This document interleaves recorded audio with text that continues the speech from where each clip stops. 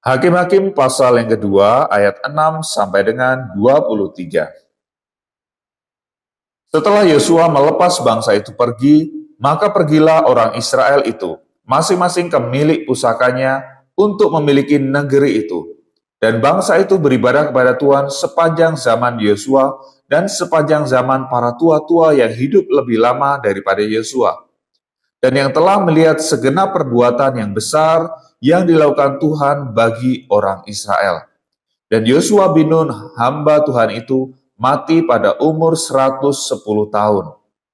Ia dikuburkan di daerah milik pusakanya di Timnat Heres, di pegunungan Efraim, di sebelah utara Gunung Gaas.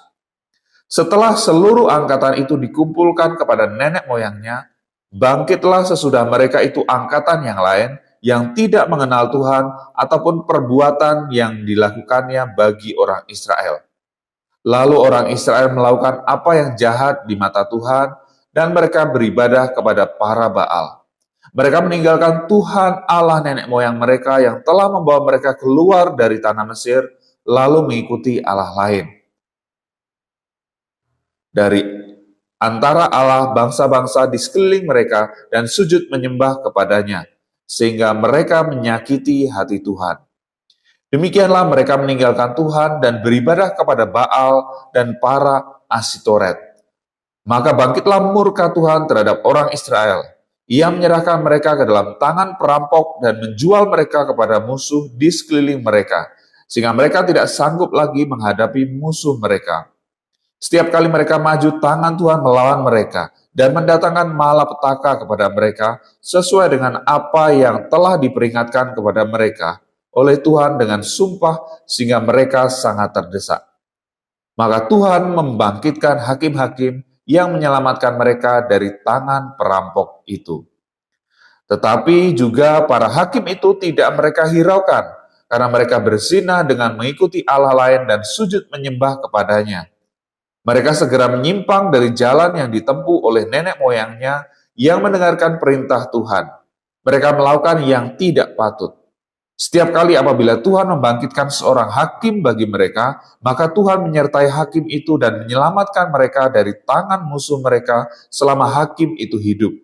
Sebab Tuhan berbelas kasihan mendengar rintihan mereka karena orang-orang yang mendesak dan menindas mereka.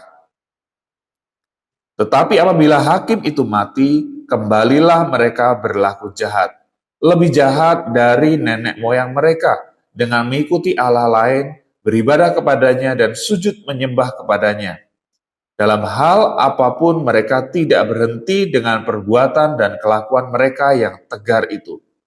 Apabila murka Tuhan bangkit terhadap orang Israel, berfirmanlah ia, karena bangsa ini melanggar perjanjian yang telah kuperintahkan kepada nenek moyang mereka dan tidak mendengarkan firman-Ku, maka aku pun tidak mau menghalau lagi dari depan mereka satupun dari bangsa-bangsa yang ditinggalkan Yosua pada waktu matinya, supaya dengan perantaran bangsa-bangsa itu aku mencobai orang Israel, supaya mereka tetap hidup menurut jalan yang ditunjukkan Tuhan seperti yang dilakukan oleh nenek moyang mereka atau tidak. Demikianlah Tuhan membiarkan bangsa-bangsa itu tinggal dengan tidak segera menghalau mereka. Mereka tidak diserahkannya ke dalam tangan Yosua. Inilah bangsa-bangsa yang dibiarkan Tuhan tinggal untuk mencobai orang Israel itu dengan perantaraan mereka, yakni semua orang Israel yang tidak mengenal perang Kanaan. Maksudnya hanyalah supaya keturunan-keturunan orang Israel yang tidak mengenal perang, yang sudah dilatih berperang oleh Tuhan. Yang tinggal ialah kelima raja kota orang Filistin dan semua orang Kanaan, orang Sidon dan orang Hewi yang mendiami pegunungan Libanon dari gunung Baal Hermon sampai ke jalan yang menuju ke Hamat. Mereka itu ada di sana supaya ia mencobai orang Israel dengan perantaraan mereka untuk mengetahui apakah mereka mendengarkan perintah yang diberikan Tuhan kepada nenek moyang mereka dengan perantaraan Musa.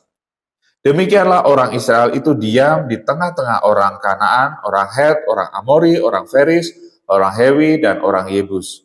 Mereka mengambil anak-anak perempuan orang-orang itu menjadi istri mereka dan memberikan anak-anak perempuan mereka kepada anak-anak lelaki orang-orang itu serta beribadah kepada Allah orang-orang itu.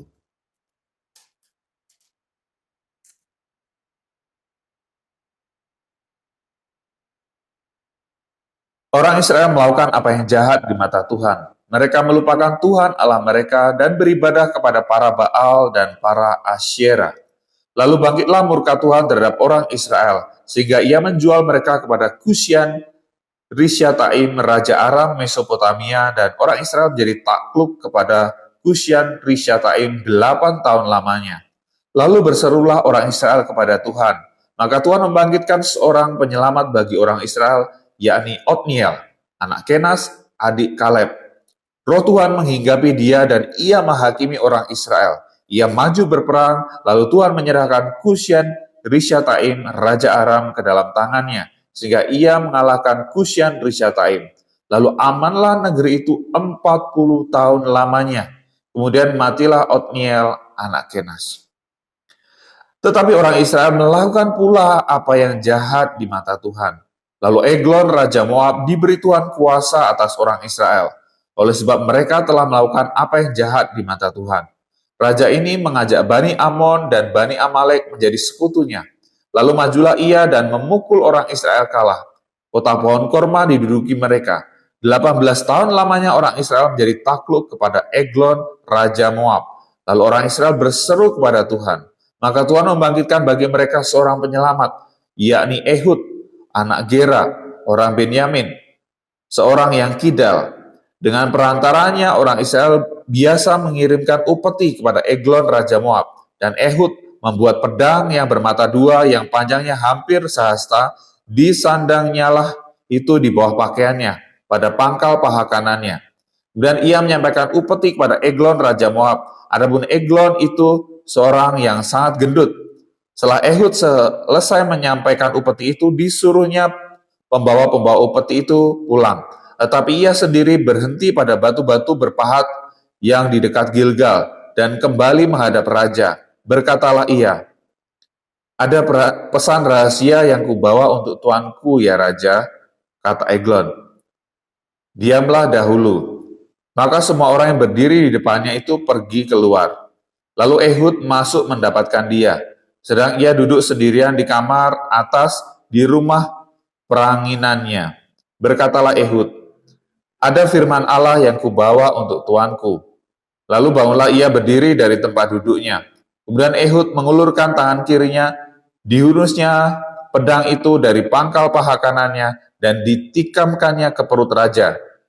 Sehingga bulunya beserta mata pedang itu masuk, lemak menutupi mata pedang itu, sebab pedang itu tidak dicabutnya dari perut raja. Lalu keluarlah ia melalui pintu belakang. Demikianlah Ehud sampai ke serambi pintu kamar atas itu ditutup dan dikuncinya setelah ia keluar. Baru saja ia keluar, datanglah hamba-hamba raja melihat, tetapi pintu kamar atas itu terkunci. Lalu berkatalah mereka, tentulah ia membuang air di kamar rumah peranginan itu. Lalu mereka menunggu-nunggu sampai menjadi bingung, tetapi raja tidak membuka pintu kamar atas itu. Kemudian mereka mengambil kunci, membuka pintu. Tampaklah tuan mereka mati tergeletak di lantai. Sedang mereka berlambat-lambat, Ehud meloloskan diri. Ia lewat dari batu-batu berpahat dan meloloskan diri ke arah Sera. Setelah ia sampai di sana, ditiupnyalah sangkakala di pegunungan Efraim. Lalu turunlah orang Israel bersama-sama dengan dia dari pegunungan itu, dan ia sendiri di depan. Berkatalah ia kepada mereka, ikutlah aku, sebab Tuhan telah menyerahkan musuhmu, orang-orang Moab itu ke dalam tanganmu. Maka turunlah mereka mengikuti dia, lalu mereka merebut tempat penyeberangan sungai Yordan ke Moab, dan tidak seorang pun dibiarkan mereka menyeberang. Pada waktu itu mereka menewaskan kira-kira 10.000 orang dari Moab. Semuanya orang yang tegap dan tangkas. Seorang pun tidak ada yang lolos. Demikianlah pada hari itu Moab ditundukkan oleh Israel. Maka amanlah tanah itu 80 tahun lamanya. Sesudah dia, bangkitlah Samgar bin Anat. Ia menewaskan orang Filistin dengan tongkat penghalau lembu, 600 orang banyaknya. Demikianlah ia juga menyelamatkan orang Israel.